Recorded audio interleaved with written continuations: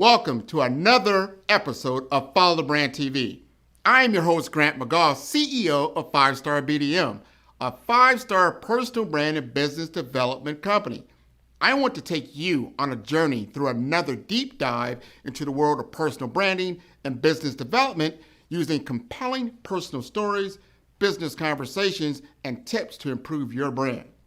By listening to the Follow the Brand TV series, you will differentiate yourself from the competition and build trust with prospective clients and employers.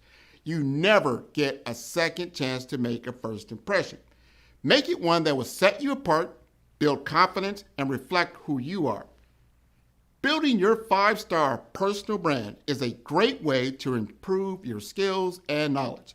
If you have any questions for me or any of my guests, please email me at grant.mcgaugh@5starbdm.com. Now, let's begin with our next episode on the Follow the Brand TV.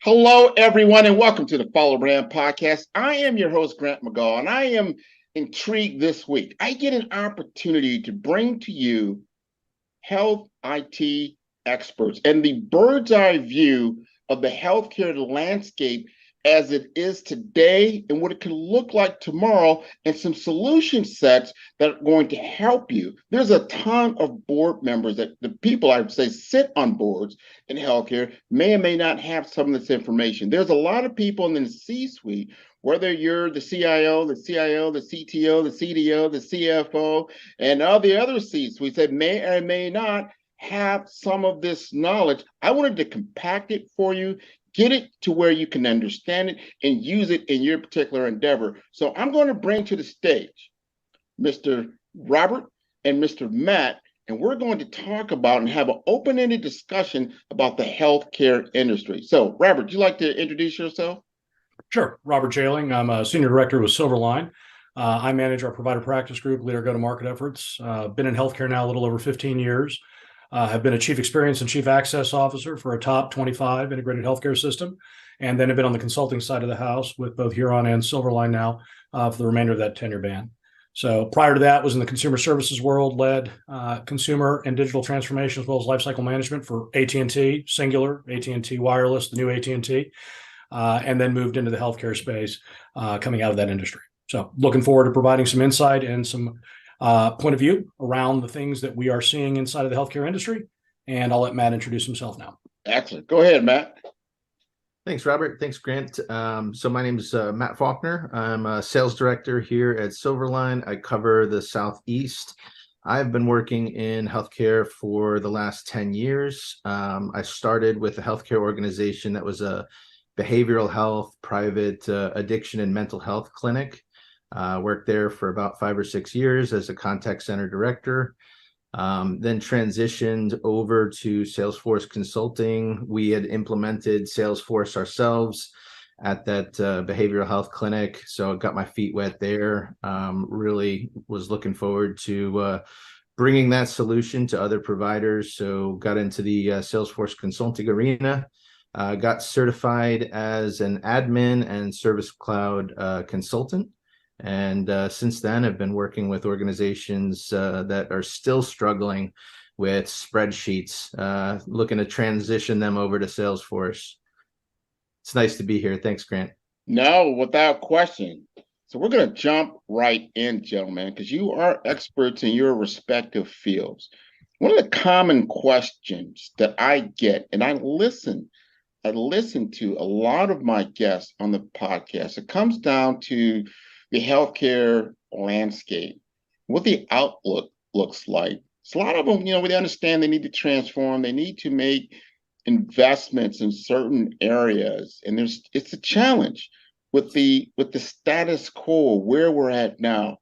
I want Robert help us understand the current trends in healthcare and the current things that really need to be top of mind as we think through digital transformation. Sure, absolutely. I think 2023 is a unique year. It's got some carryover from problems and obstacles and headwinds that we're seeing in 2021 and 2022, primarily coming out of COVID. Obviously, most major healthcare systems are still dealing with the lack of recovery and recuperation from the patient volumes that has sort of eroded during COVID as most healthcare systems shifted to just focusing on urgent and emergent care for purposes of managing against the pandemic. Now that it's moved in truly an endemic, I think the primary focus is how do we effectively drive those patient volumes that we lost back to the normalized levels that we had pre-pandemic? And then how do we effectively drive the right growth, both from a quality and a quantity perspective of those patient volumes, to meet or exceed our strategic targets to recapture the market share that the provider had inside the marketplace prior to the pandemic, and then effectively drive the right growth against the populations that they serve and the natural growth that happened within those populations. I think you couple that to the fact that there's been a tremendous amount of workforce management and supply chain interruptions inside of the healthcare system, which leads to the immediate fact to how do I recapture those volumes? How do I serve the current volumes that I have when I have a shortage of actual headcount to do that, both clinical and non-clinical? So automation becomes a major play in terms of how do I drive the right bandwidth constriction relief at point of service and through back office components in order to maximize my front end headcount to really deal with what's important, and that is the patient at point of service. And point of service today can be everything from on-site visits in the ambulatory space, in the inpatient space, in the outpatient diagnostic space, right up to and including telemedicine, as well as any episodic care that's happening by phone, or even in the areas of click to chat or leveraged artificial intelligence. It really becomes down to a preference of the patient in which they want to engage with the actual provider and the system as a whole. I think there is still a focus around how do we create a consumer retail care-centric delivery model that actually keeps the patient at the center. Healthcare systems just are not hardwired like retail service organizations to really drive a true consumer-centric experience. And I think based on a much more competitive environment, you've got lots of new entrants into the marketplace. CVS acquiring Oak and Signify Health. You've got Walgreens expanding its retail-centric care delivery models. There's all sorts of independent, urgent and emerging care centers that are being driven in the marketplace. And the reality is healthcare systems need to figure out a way on how to drive the right engagement, activation, care delivery model, and post-care delivery communication that really drives to the preference of the patient, which in all candor in today's marketplace is comparable to other consumer goods and services that they effectively take part in. So figuring out how you really drive improved engagement and how you couple that engagement to a best-in-class overarching experience in conjunction with best-in-class clinical outcomes. I think on top of that, there's also a striving need to aggregate data and learn from the data sets that are there. I think healthcare systems now, more than ever, most healthcare entities, period, whether they be payers, providers, payviders, durable medical goods, device providers, et cetera, are all looking to understand what does the data they have at their fingertips actually tell them. Not only tell them about their patient populations, but also tell them about predictive modeling around the way they need to address service levels as they ebb and flow. How do you create the right supply-demand modeling? How do you really understand the quality and the quantity of your market share? How do you understand the referral patterning and the trends? How do you understand your churn? Churn mitigation is another big focus. How do I keep my patients that are worth dollars to me from a lifetime value perspective inside my system without a fractured share wallet? How do I keep them coming back to me for the entirety of their patient population management health care portfolio and leverage them through the continuum of care? So I think also understanding how do I aggregate and how do I make data and analytics work for me as a system? How do I operationalize that? How do I visualize that? And how do I continue to enhance it based on what I'm finding?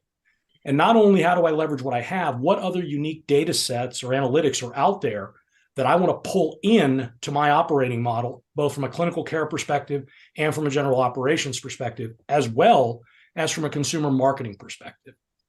I also think that they are looking for improvements or innovations inside of their care delivery model. How do I effectively take technology?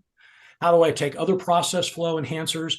And how do I recreate the way I'm delivering care to my patients at point of service? This totally goes back to what I was talking about earlier in terms of understanding what your patient's preference are. How do you segment your marketplace? How do you drive the right cohorts within those segments? How do you understand the demand model for the way they want care delivered? And then how do you create innovations inside of that care delivery model that actually align to, match up, and meet the consumer expectation? And then on top of that, how do I basically drive a reduction in burnout, voluntary attrition, and how do I mitigate the way I engage with my employees to minimize voluntary attrition within my workforce management model? It's very difficult to deliver quality and quantity of care without the degradation to service levels when you have an influx and a revolving door within your staffing models. So how do I basically recruit and retain the right talent? How do I take the talent that I have and develop it? And then how do I ensure that the right engagement and the right experience for my employees is there as an employer within the healthcare system? And then how do I effectively give them the tools to actually carry out their jobs in a manner that actually drives the most meaning and the most benefit to both them and the patient? If you wear the badge, you are the brand. So ensuring that your frontline staffs, your clinical delivery staffs, your back office staffs have the right tools, the right technologies, the right cultural engagement, and quite frankly, the right attention and the right vocational expansion within the organization is as paramount today as it's ever been. Otherwise, there's no way to really deliver service to the volumes you have today, let alone the targeted growth volumes that you're seeking in the marketplace. I think all of those things really boil down to people, process, and technology. It's how do I get to the core three, and how do I effectively prioritize and hierarchy those that are most important based on my strategic imperatives, and where do I want to actually put my level of spend? And I think healthcare systems have absolutely figured out that the 4 areas they're going to invest their money in going into 2023 in order to survive and thrive in 2024 and 2025 is going to be into innovation of the care delivery model, improved consumer and patient engagement. Remember, they're consumers until they actually engage for clinical care, then they become patients, and then they revolve back into consumers again. And the goal is to get them to come back to you again and again and again. How do I drive the right automation to offset my staffing shortfalls and staff augmentation needs, but also improve the process flows and the lack of redundancy that will create a better operational and clinical experience for both patient and employee?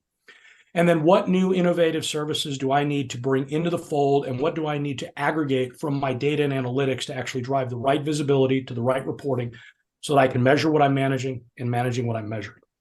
So I think in a nutshell, and that's a lot, but those really are the 4 key areas that I think healthcare systems are prioritizing their focus and their spend on in 2023. Again, thrive and survive in 24 and 25.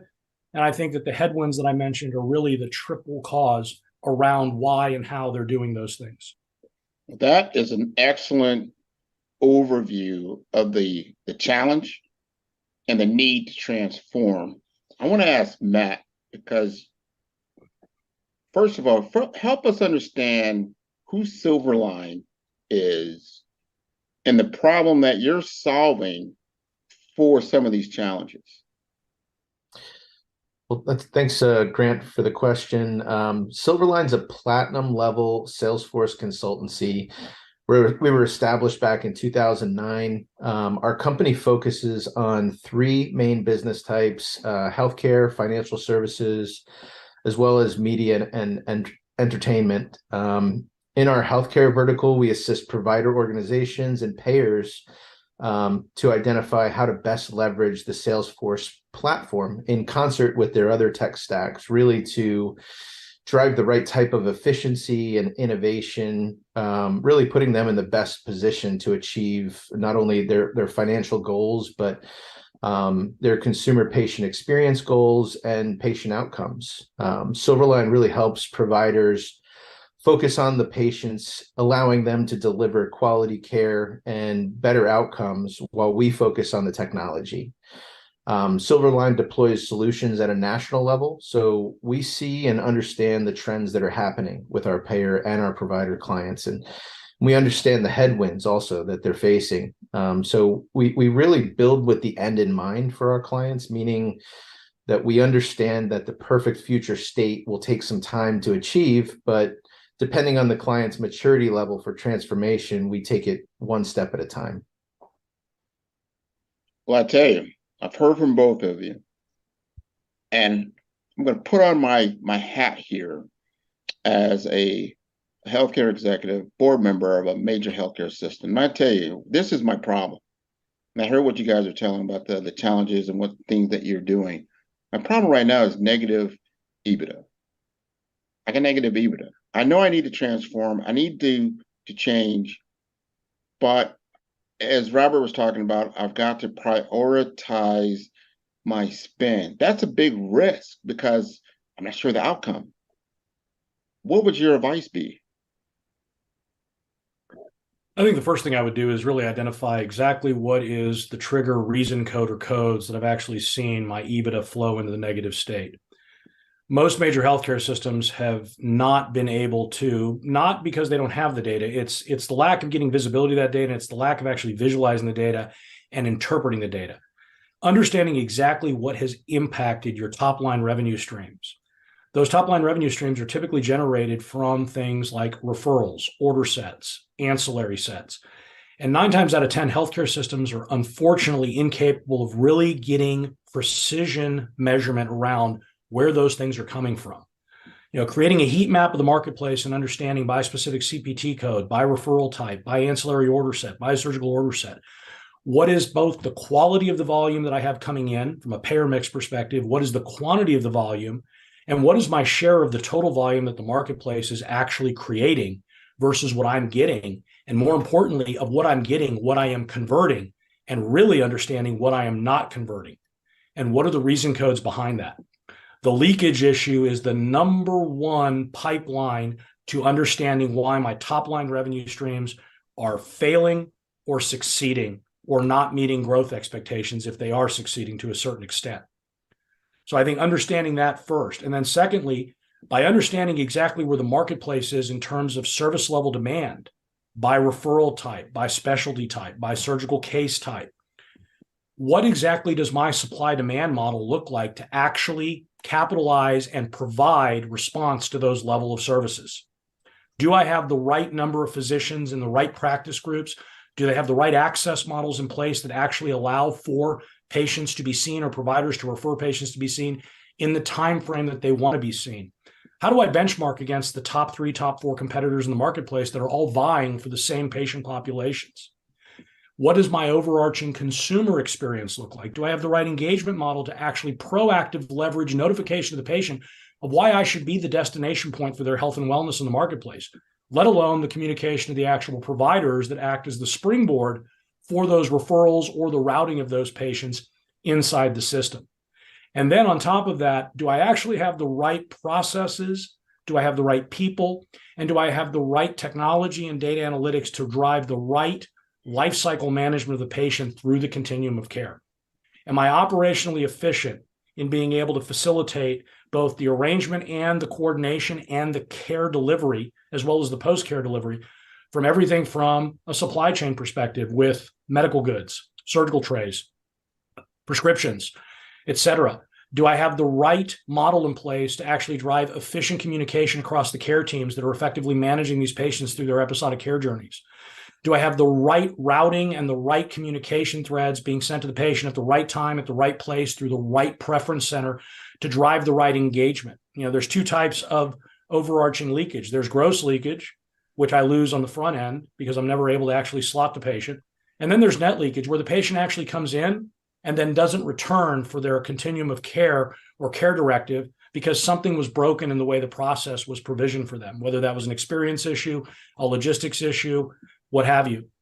And I think on top of that, understanding where am I operationally heavy in terms of expense, or where am I operationally understaffed that leads to revenue leakage as a result therein? Maybe a patient doesn't come back because you don't have the care delivery staff to actually get the patient in their care delivery path in front of a doctor, in front of a provider, in front of an ancillary location in the time frame in which the patient wants to act.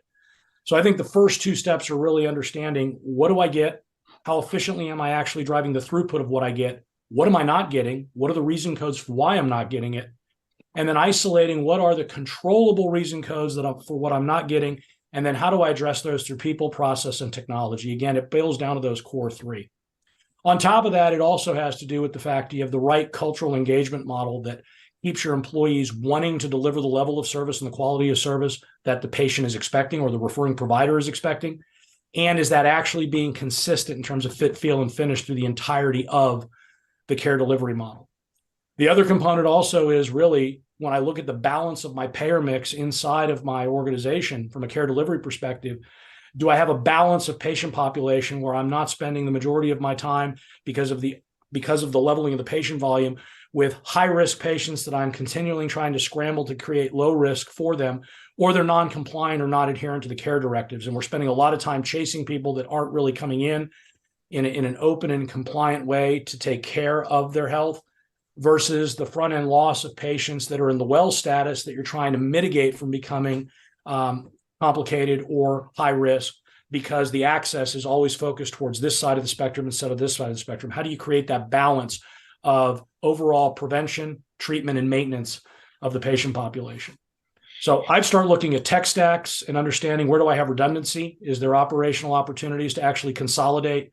Do I have the right processes in place that are maximizing the technical stacks that I have in place, actually driving the route outputs? Do I have the right engagement model from a marketing perspective? And marketing, unfortunately, has this nomenclature in healthcare being focused on sponsorships and brand advertising. The reality is, marketing is the plan. The department is just an execution vehicle of that plan in order to drive the right outreach, attraction, activation, engagement, and care delivery for the very patient population that you serve, on top of marketing to the providers from an independent clinically integrated network perspective that you're dependent on for those referral volumes. The doctor is just as important as a consumer as is the patient. So I think that's where I would start. And I'd start to understand what really are the trends that are controllable, that I can manipulate back towards what I'm trying to do, which is get to those top line revenue streams, coupled to the reduction in operating expense to get to a net EBITDA or positive EBITDA. And how do I prioritize those against where I'm having the biggest bleed inside of my healthcare system? Is it on the front door? Is it on the back door? Is it during the process flow that I'm treating those patients? That's my perception. I'll tell you, Robert, that's definitely food for thought. When I think about decision support, how do I get that information?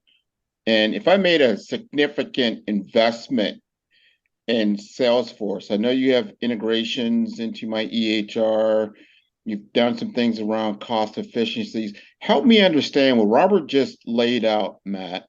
How would Silverline help optimize an investment in Salesforce to integrate and get you some better efficiencies? Great question, Grant.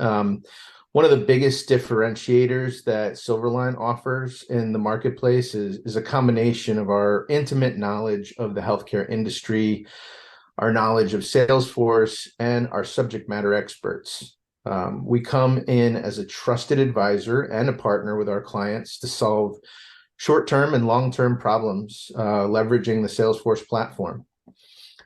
We look at the deployment of CRM inside of a provider organization as one of the three foundational tech stacks in their organization, the others being ERP and their EHR. And once we determine where our clients fall on the technology maturity curve and what their use case needs are, we effectively create a detailed roadmap that can be pursued by them at the right time with the right resource mix and time requirements, as well as the right budget that the client can actually facilitate.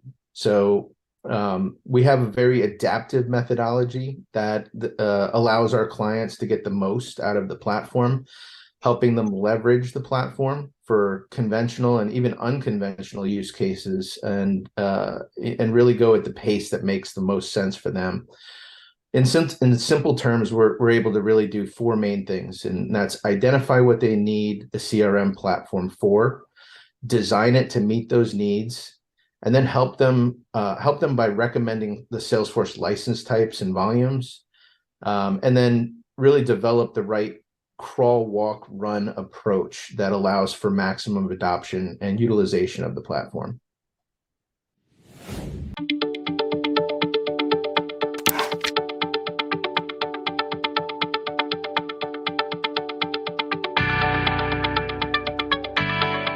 I started Gateway Healthcare Solutions to help medical facilities to improve their financial performance.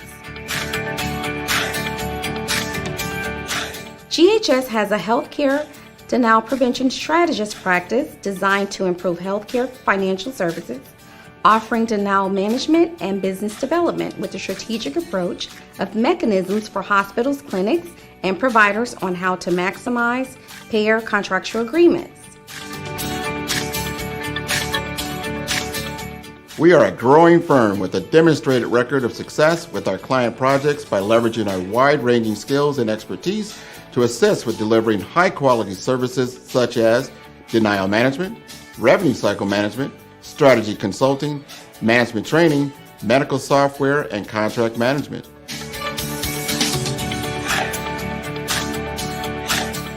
Our approach offers an analysis of your current state coupled with a proven solution and execute with a process improvement strategy and implementation methodology for our clients.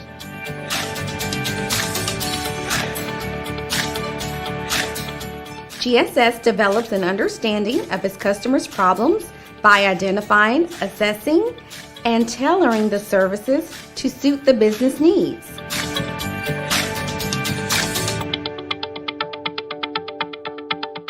Selecting the right healthcare solutions advisor can bring you the management services you need and peace of mind you deserve. Call us today for a free consultation.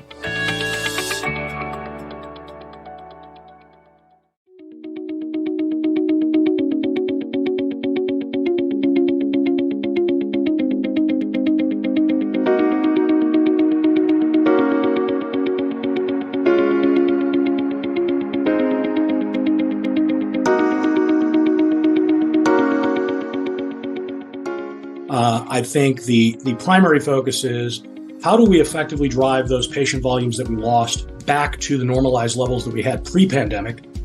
And then how do we effectively drive the right growth, both from a quality and a quantity perspective of those patient volumes to meet or exceed our strategic targets to recapture the market share that the provider had inside the marketplace prior to the pandemic, and then effectively drive the right growth against the populations that they serve.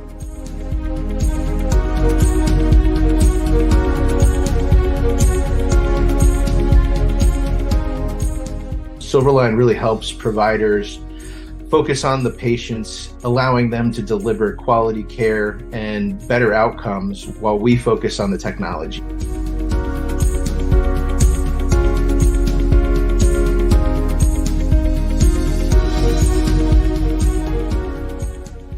So at the end of the day, we've seen this inside of the contact center with improving reductions in cost per call, improving throughput and overarching customer experience, which has led to improved access modeling. We've seen CRM basically come in and effectively drive improved visibility to referral patterning and also the way referrals are managed, making the right people and process changes because of visibility to what the CRM applied to the system, leveraging the optimization in patient population health management, being able to actually do things like improving your transfer center for quality and quantity of transfers coming into a system, improving your overall post-acute care coordination rates in terms of getting the right care coordinated for patients after discharge, as well as just improving continuity of care rates and improving the overarching compliance with the order sets that are provided within discharge.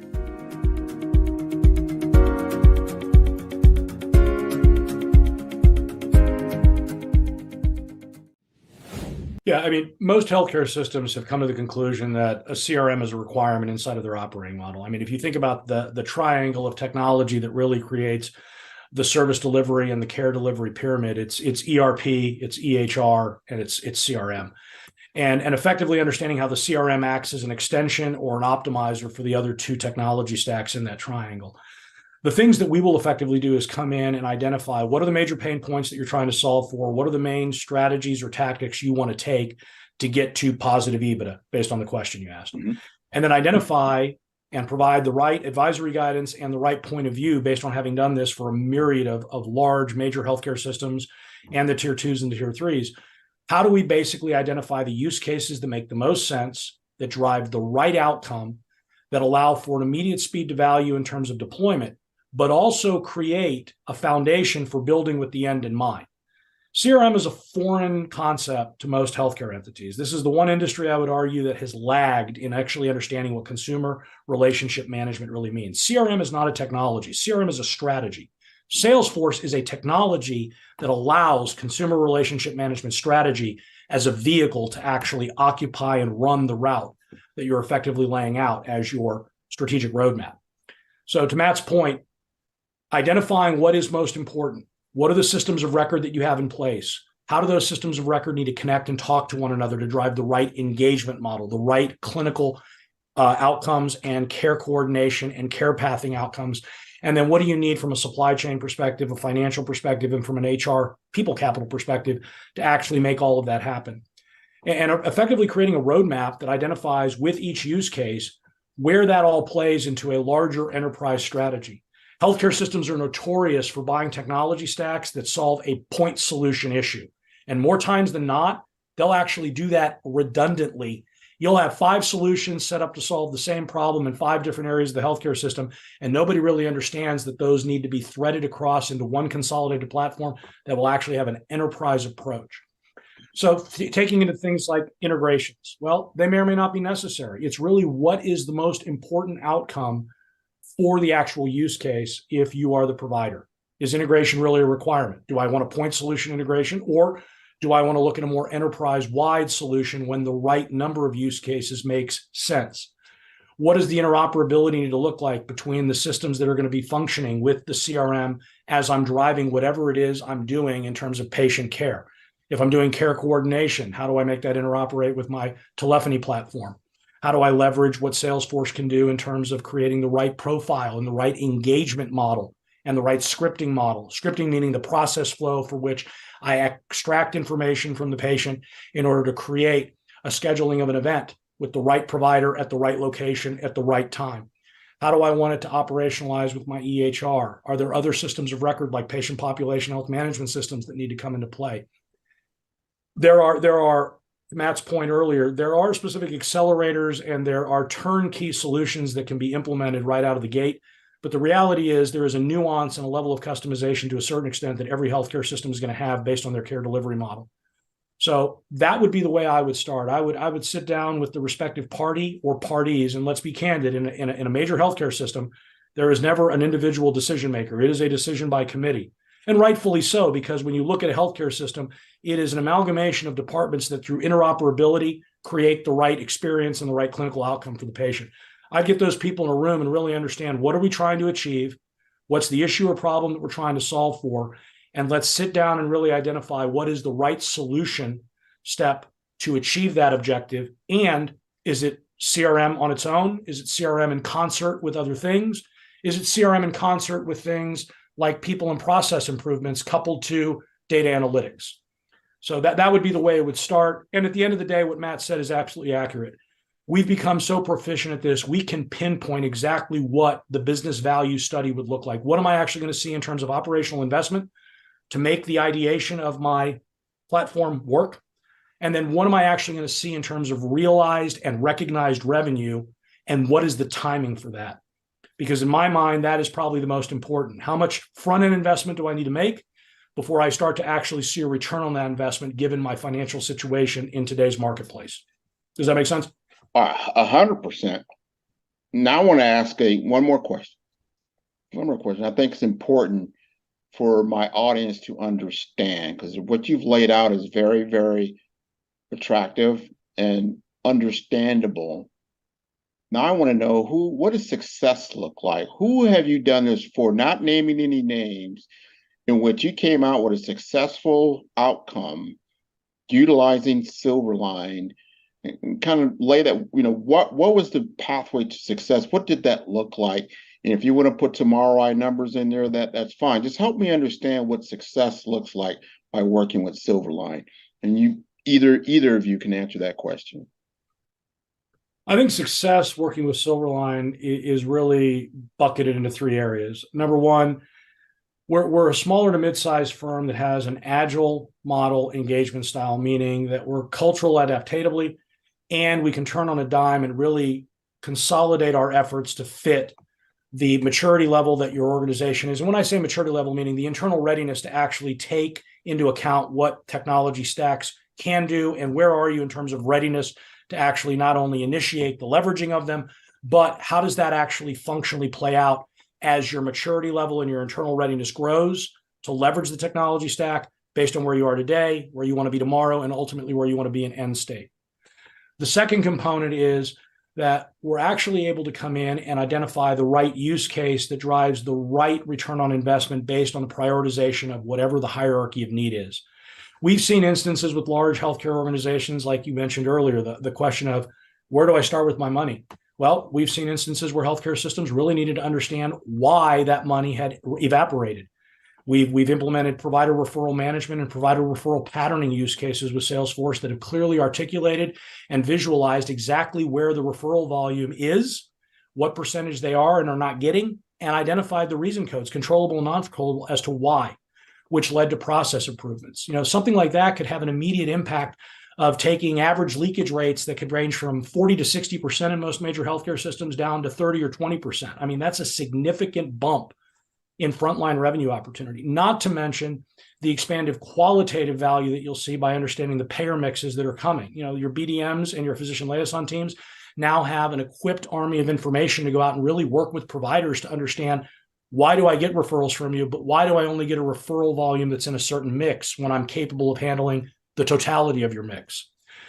Improving things like care gap closures. I mean, healthcare systems have a tremendous amount of chase lists for patients that have been non-compliant with actually closing their care gaps. That has significant impacts on their risk mitigation strategy, their utilization strategies, and quite frankly, impacts on the contracts they have with their payers, which can significantly impact reimbursement rates, as well as things that are unspoken, like turnaround times for pre-certifications and pre-authorizations, peer-to-peer reviews, scrutiny on medical necessity components. We've seen instances where we're able to leverage Marketing Cloud and Health Cloud in tandem to actually improve not only the volume of outreaches in an automated fashion to these patients that have been non-compliant that need to close their care gaps, but also seen an improvement in response rate of anywhere from 10 to 16%. And of that 10 to 16% improvement in response rate, we've seen conversion rates that are closer to the 60 or 70th percentile, which means all of a sudden there's a big burst of two benefits to the system. An initial benefit in that I'm physically closing the care gap. I am driving a better clinical outcome for my patient, and I am creating the right risk mitigation against anything that they may have from that care gap evolving into something more serious, which means right off the bat, they're recuperating revenue they've already built into their care plans for those prospective patients. And then take into account that when you close those care gaps, 1 out of every 3 or 4 mammograms results in some type of oncological journey based on a mass being found. 1 out of every 5 colorectal screenings results in some type of additional episodic care. So it's not just the revenue stream that comes from the initial care gap being closed, it's also the add-on episodic care. In instances where you've just seen that 10 to 12% increase in closure, you could equate literally millions upon millions of dollars of found revenue just in closing the care gap, coupled to the add-on episodic care that comes from it. And when you look at that against maybe a $300,000 or $400,000 investment of leveraging a CRM platform on the front end, that's a pretty hearty return on investment. So at the end of the day, we've seen this inside of the contact center with improving reductions in cost per call, improving throughput and overarching customer experience, which has led to improved access modeling. We've seen CRM basically come in and effectively drive improved visibility to referral patterning and also the way referrals are managed, making the right people and process changes because of visibility to what the CRM applied to the system, leveraging the optimization in patient population health management, being able to actually do things like improving your transfer center for quality and quantity of transfers coming into a system, improving your overall post-acute care coordination rates in terms of getting the right care coordinated for patients after discharge, as well as just improving continuity of care rates and improving the overarching compliance with the order sets that are provided within discharge for patients. And then the overarching improvements in just marketing for purposes of engagement, leveraging the platform for systematic engagement across the entirety of the patient journey, improving preparation rates that lead to reductions in surgical cancellations because patients are now more effectively reached out to and compliant and acknowledge receipt of the instructions they have to follow before surgery.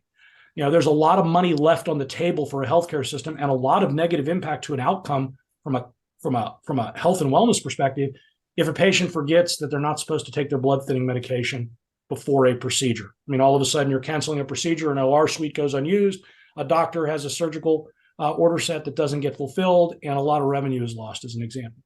So those are just some high-level examples of where we've gone in and improved specific areas of the healthcare system, leveraging CRM in conjunction with the other tech stacks that are there. But it's also creating the right change management to drive the right adoption and utilization of the platform.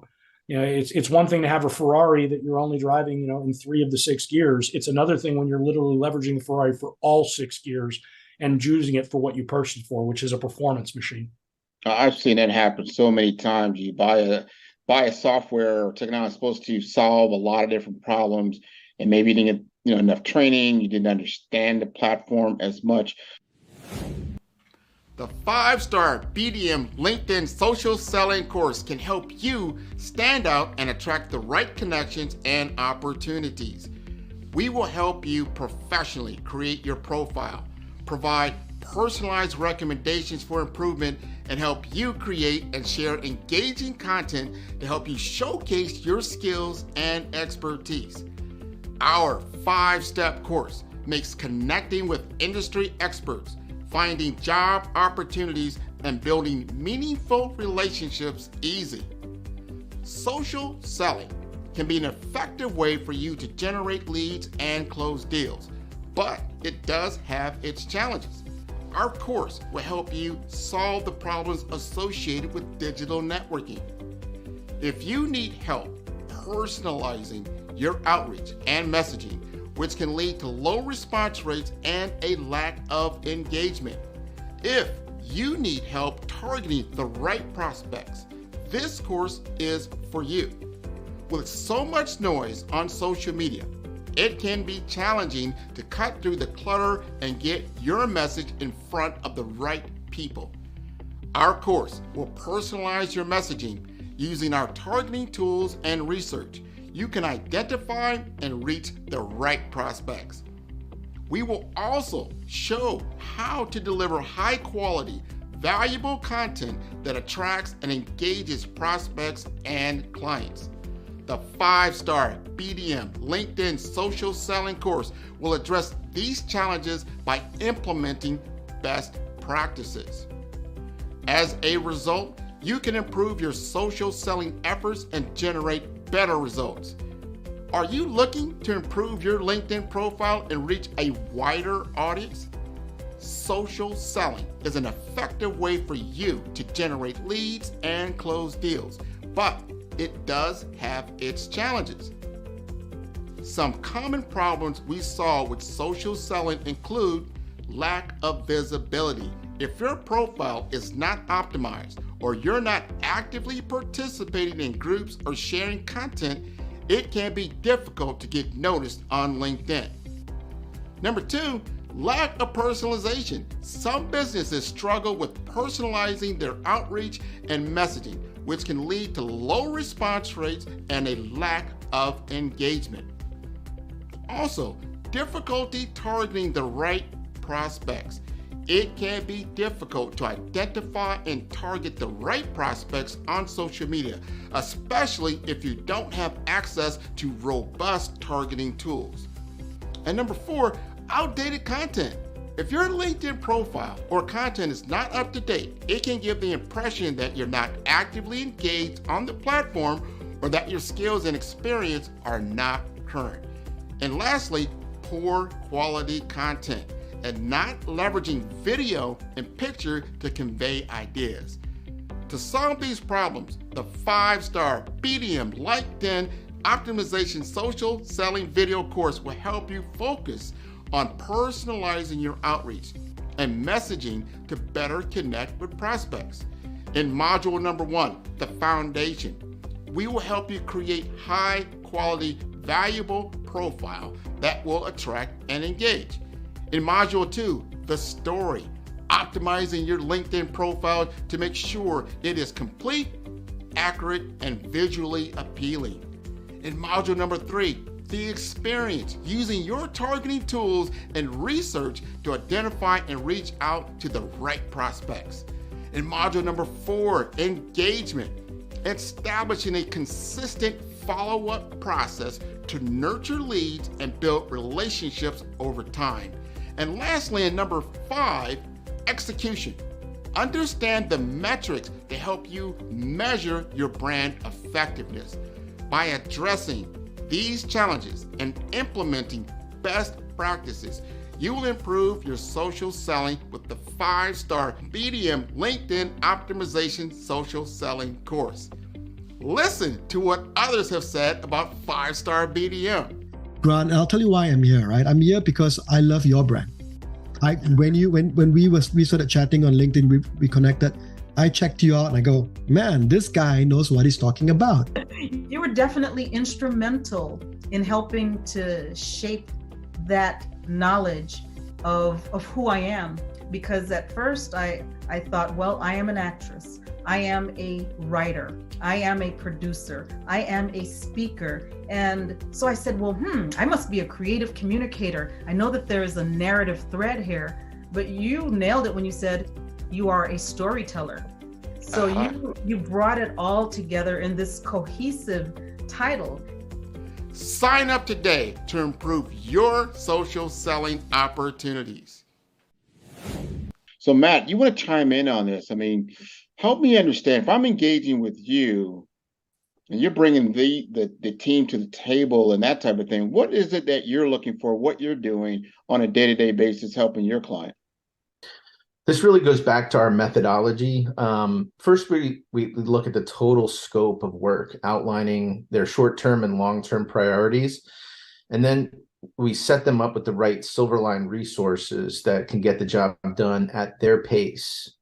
We meet with their stakeholders and their leaders and facilitate discovery and requirements gathering to make sure that we have the solution well documented. Then we look at the output of that, and we find places where we can leverage our experience with past engagements and determine what needs to be replicated to develop the right best practices, and more importantly, to help our clients avoid costly mistakes, especially if they're just doing this for the first time. It's better to work with a Salesforce partner who has a proven track record like Silverline's.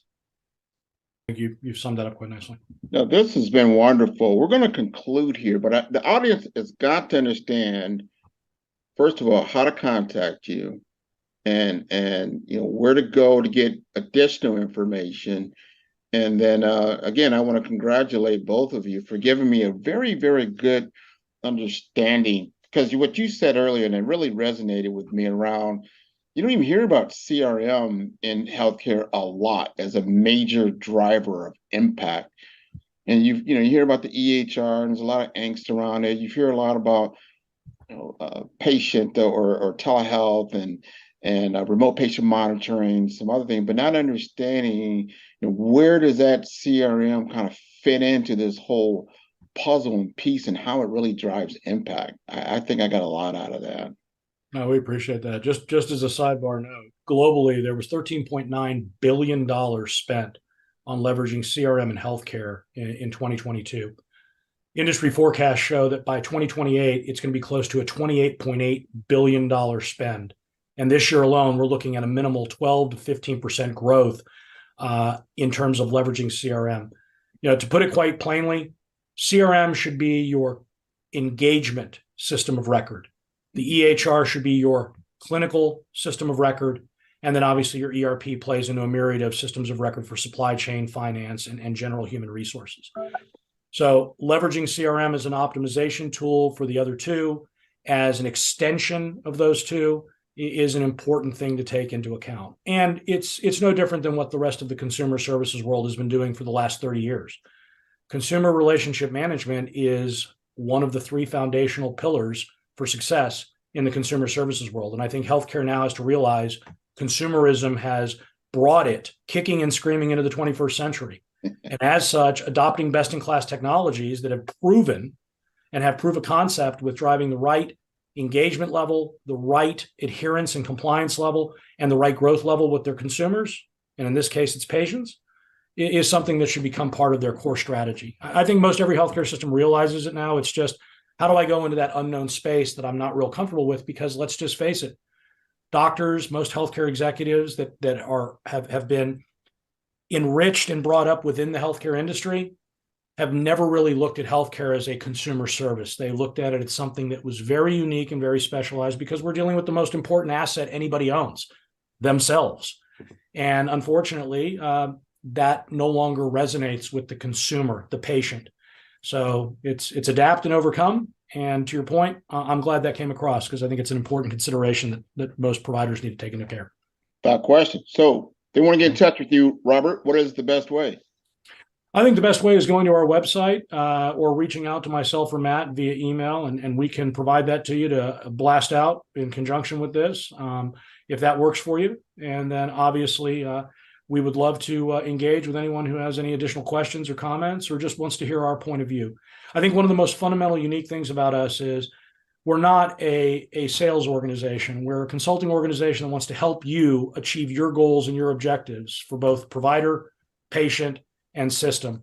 And with that being said, our job is to come in and provide you a point of view and make a recommendation that makes the most sense based on that point of view and your need. And when you're ready to do it, you'll make the right decision on whom you want to engage with. So I think our website and we'll be forwarding out our email addresses and our contact information if they'd like to get in touch with us. All right. And Matt, any parting last words? Yeah, I would just want to reiterate the Silverline differentiator to your listeners, letting them know that the Silverline team really consists of professionals from all aspects of healthcare. We have past CMOs, COOs, CXOs, and CAOs like Robert. So our team really has lived this on both sides of the table, and that itself is an invaluable resource. Robert has shared a lot of great insight into the headwinds in the industry and what's really around the corner. So what I would want to make sure that your listeners understand is that really don't be afraid to innovate. The solutions they're looking for to their biggest problems really lie in technology. Also to be open-minded and learn from those who have done this before.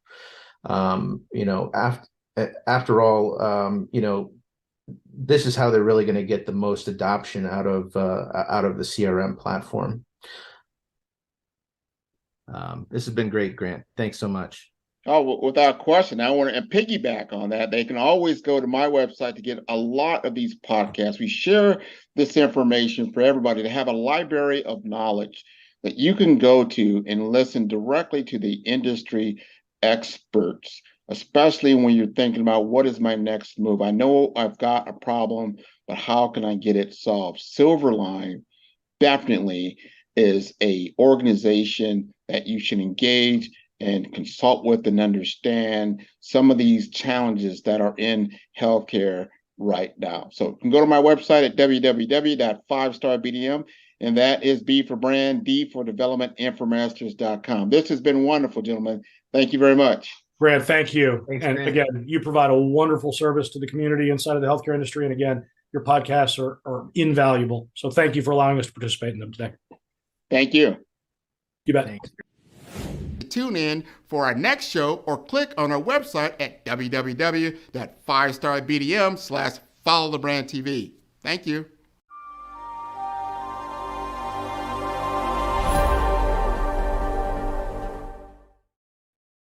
Hey everyone, it's Grant McGaugh, CEO of 5-Star BDM and host of the award-winning Follow the Brand podcast and TV series, where I help you to build a 5-star brand that people will follow. My genius is personal brand development through intelligent communication and helping you achieve your business and career goals. I am a requested speaker on digital technology and brand development issues. I want to work with you to increase the value of your current opportunities while attracting new ones. Every one of you is unique, and we all share challenges that can be addressed through smart branding. As a super connector, I work with you as an executive coach to guide you along the complicated business and career development road, providing the enhancement tools and information you need to succeed. Together, I will help you succeed in today's challenging business climate. I will evaluate and measure your progress. Best of all, I am right alongside you every step of the way. Build the brand called you. Genius.